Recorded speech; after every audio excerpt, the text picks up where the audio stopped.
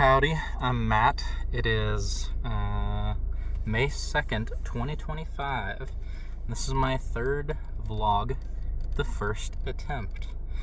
What time is it? It's currently 2:13 Eastern something time, either standard or daylight, whatever one's which in May.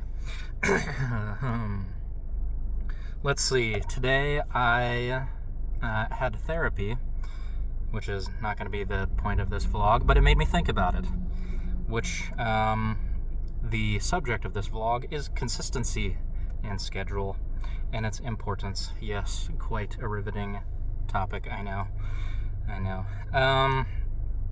So I wrote down here on my tablet laptop computer thing that I wanted to talk about the importance of scheduling and what it has done in my life as somebody who I'm currently 25, never scheduled in my life, really, until like probably a couple weeks ago or months ago or something. And I mean scheduling as in like every hour of my day, mostly, is planned. Sorry, I just had lunch. Until basically like when I get done with my necessities for the day. So like sometime maybe around 8 p.m. or something after I'm off work and had time to do the dishes or whatever I need to do, clean the bathroom, blah, blah, blah. So, obviously, the number one importance is that you get stuff done when you schedule things. But why? For me, scheduling has made me not lazy. And I've never been a lazy person. I've always desired to do something. And I don't really know anybody who is lazy for the sake of being lazy. I think typically it is probably an avoidance of responsibility, the fear of responsibility, or just bad habits, which is another part of scheduling. Something about the schedules that I've created that I've noticed is I've been constantly trying to build in consistency.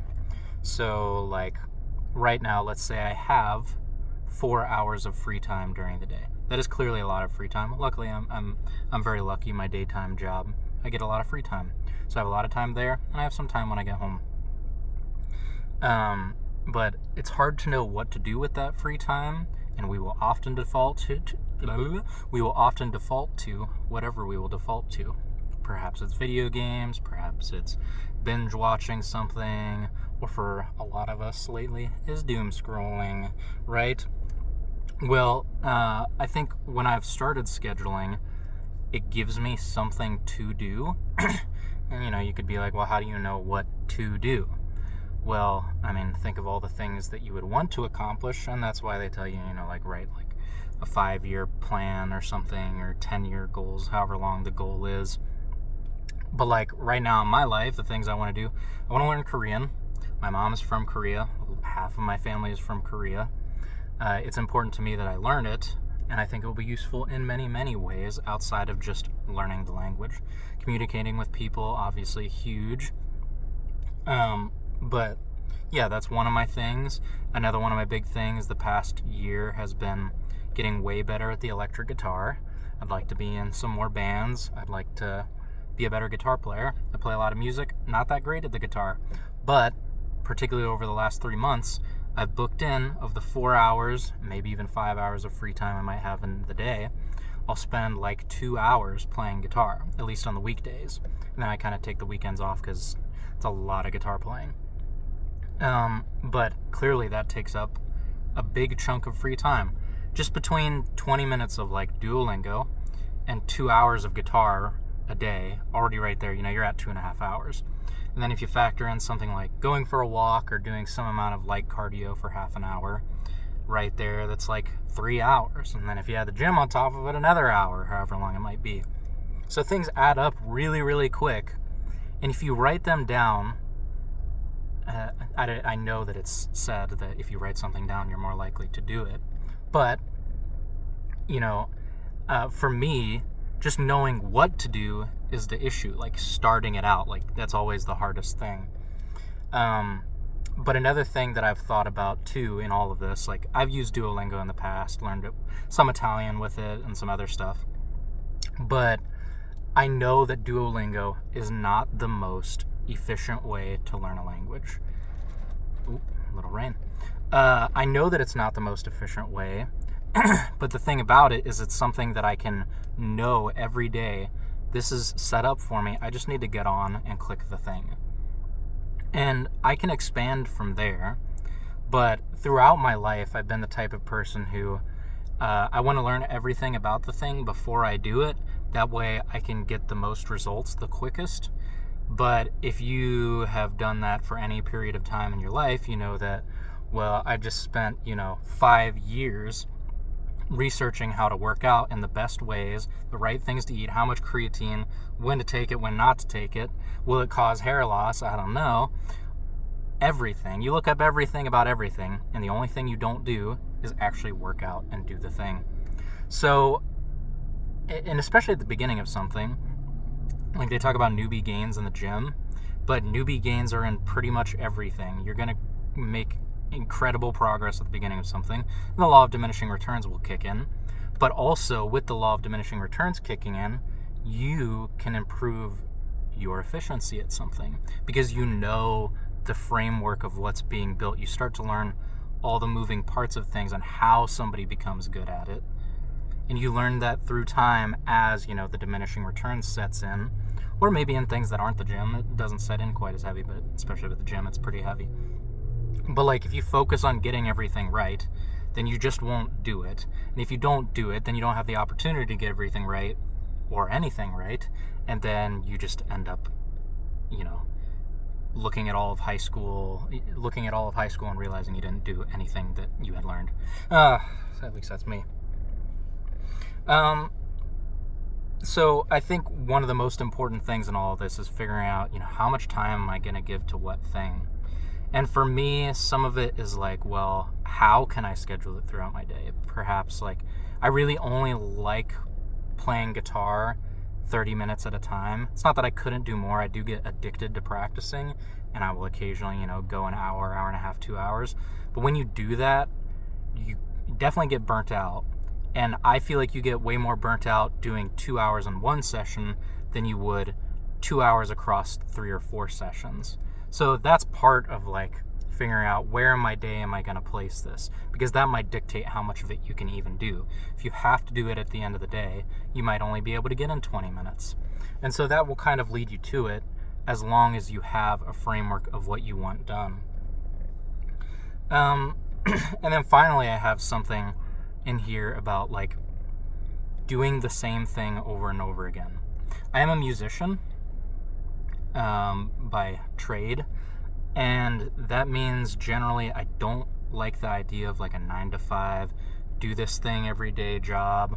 Kind of scared me throughout college, and I still don't really see myself doing that.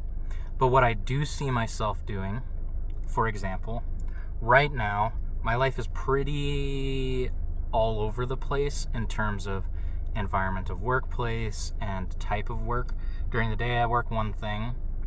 I might make some money playing some music.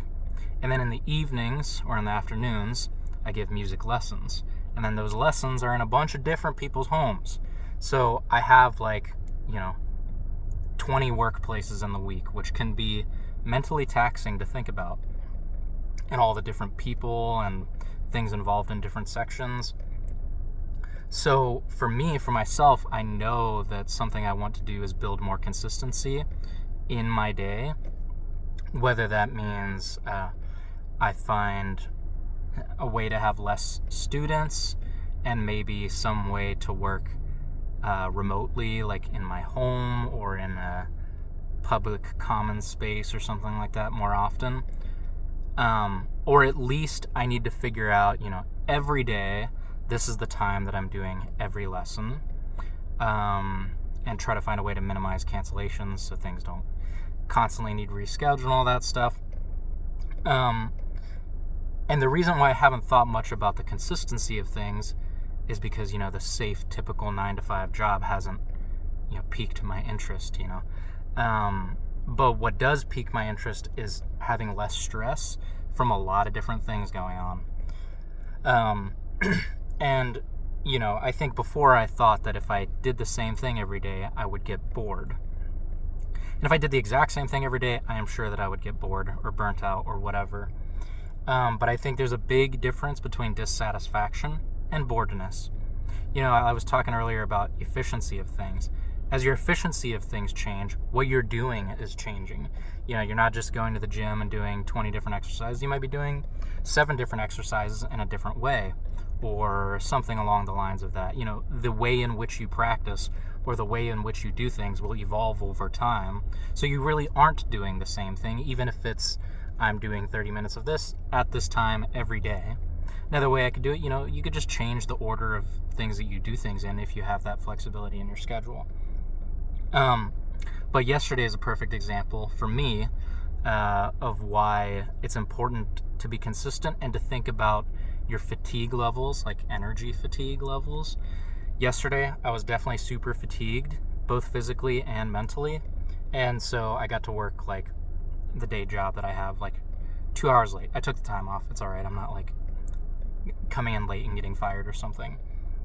But because I took those 2 hours off, the rest of my day, not nearly as productive as it would have been. I didn't get the things done that I wanted to do, but perhaps that was important for me yesterday. So, I have this idea of falling off the wagon because everybody talks about the wagon. And I wrote down here, like, we're the ones pushing the wagon. And we're the only ones pushing our wagon. Other people might be near us in their wagon that are, related to us or our friends or something. But we're the only one pushing our wagon, which means that, we get to choose when we stop the wagon and take like a vacation. Like, it'd be like a literal vacation, or it could be a 30-minute, like, I need to turn the world off, need to turn off the lights and just chill out. But I think a day like yesterday to me shows me that, like, well, I need to build in those stops, because if we're constantly walking the wagon, then we have no time to catch a breather, we have no time to rest our legs, all that kind of stuff. So what I'm hoping through all this scheduling and all this stuff and talking to the camera and whatever is that I can figure out how to maximize all these things in my life, other people's lives, if anybody ever watches a video of mine. And hopefully we can figure out how to do something or something. Okay, that's all. Thank you. Bye-bye.